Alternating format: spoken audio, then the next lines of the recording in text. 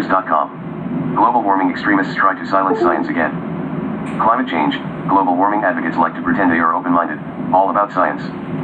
But let someone else's science get in the way of their consensus, and you find out how little they really believe in science. Just ask Professor Valentina Zarkova of Britain's Northumbria University. She and a team of researchers conducted a study on sunspots, which are known to have a strong effect on solar radiation and thus on the Earth's climate. What they found was remarkable.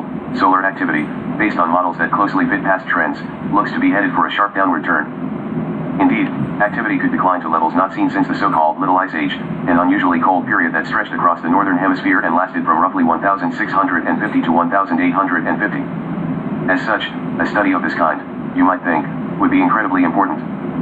But instead of being greeted with scientific questions or open curiosity about her group study, Zarkova's team was met with a most unscientific hostility.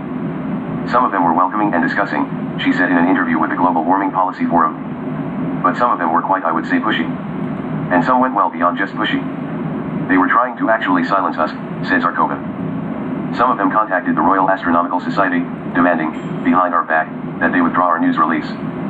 Global warming scientists, among whom are some real fanatics, often style themselves as latter-day Galileos, standing strong against superstition and religion and bravely taking a stand for scientific truth, just as Galileo did by saying that the Earth revolved around the Sun, and not vice versa. But they are nothing of the sort. Indeed, many of these so-called scientists have more in common with Galileo's persecutors than with those who have bravely pushed scientific understanding of our universe and all its workings forward. For the record, Zarkova isn't alone in her conclusions. Other recent studies, including ones found here and here, suggest the Sun is headed for a period of extremely low activity, which means, all other things being equal, lower temperatures for much of the Earth. No, the problem isn't the science.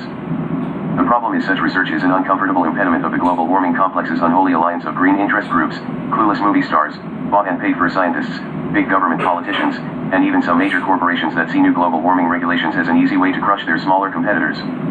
With global governments spending billions of dollars a year on climate change, almost all of it on those who believe the global warming dogma, there's too much at stake to allow a heretic to question the orthodoxy.